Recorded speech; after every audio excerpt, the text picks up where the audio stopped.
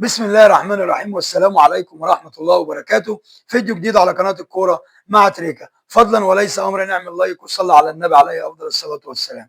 نادي الزمالك بيخطط مع جون إدوار المدير الرياضي الجديد يعمل موسم تاريخي، يعمل موسم كبير السنة الجاية. وأنا قلت لكم في الحلقات اللي فاتت جون إدوار راجل مميز وراجل فاهم وراجل زملكاوي مخلص، وهو ده اللي انت تحط تحتيه 10 شرط ان ده راجل زملكاوي مخلص لنادي الزمالك.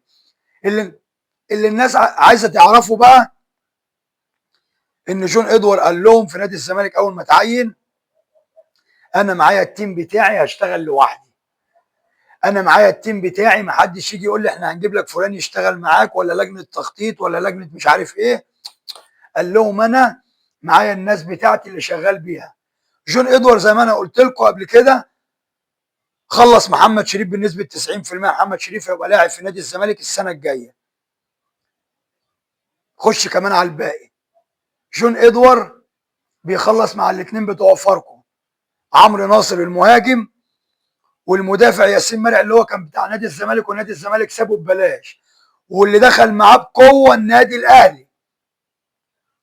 هو ده المدير الرياضي لنادي الزمالك الجديد، الراجل الفاهم. هو ده اللي جه سكت مشغال بسكوت وبهدوء وبكل حاجه، ما طلعش قال لك شيكات مفتوحه وانا اجيب لعيبه من النادي الاهلي. لا لا لا، حد دارس، حد فاهم. انا بقول لك من هنا الراجل ده يفيد نادي الزمالك جدا جدا جدا، وكمان لسه عينه على اجانب وهيجيب صفقات قويه جدا جدا جدا لنادي الزمالك.